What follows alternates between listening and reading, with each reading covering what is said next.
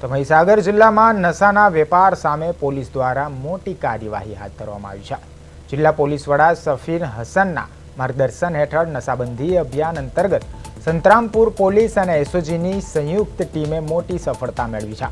પૂર્વ બાતમીના આધારે સંતરામપુરથી લુણાવાડા જતા 4 લેન રોડ પર મોટી સરગાસણ ગામ પર નાકાબંધી ગોઠવવામાં આવી હતી. તે દરમિયાન રાજસ્થાન તરફથી આવતી ટાટા હેરિયર કારને રોકવાનો પ્રયાસ કરતા આરોપીઓ વાહન છોડીને અંધારાનો લાભ લઈ ફરાર થઈ ગયા હતા.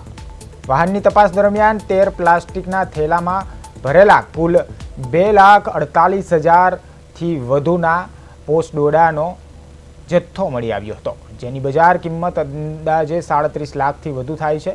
સાથે જ કાર, મોબાઈલ ફોન, ખોટી નંબર પ્લેટ અને અન્ય સામગ્રી સહિત કુલ અંદાજે 47 લાખથી વધુનો મુદ્દામાલ જપ્ત કરવામાં આવ્યો છે.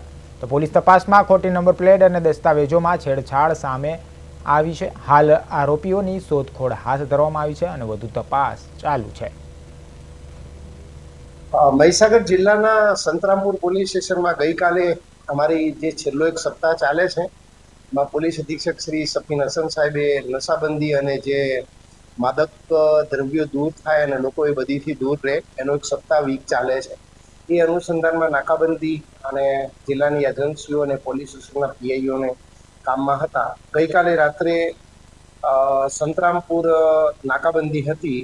એ દરમિયાન રાજસ્થાન બાજુથી એક હેરિયર સફેદ કલરની ગાડી આવે છે અને રોકાતી નથી ને પછી ગાડી એનો પીછો કરે છે. તો સરસણ લુણાવાડા રોડમાં સરસણ ઉપર પહોંચે છે ત્યાં એ લોકો અંધારાનો લાભ લઈ અને સાઈડમાં ત્યાં ઉતરી જાય અને ભાગી જાય છે.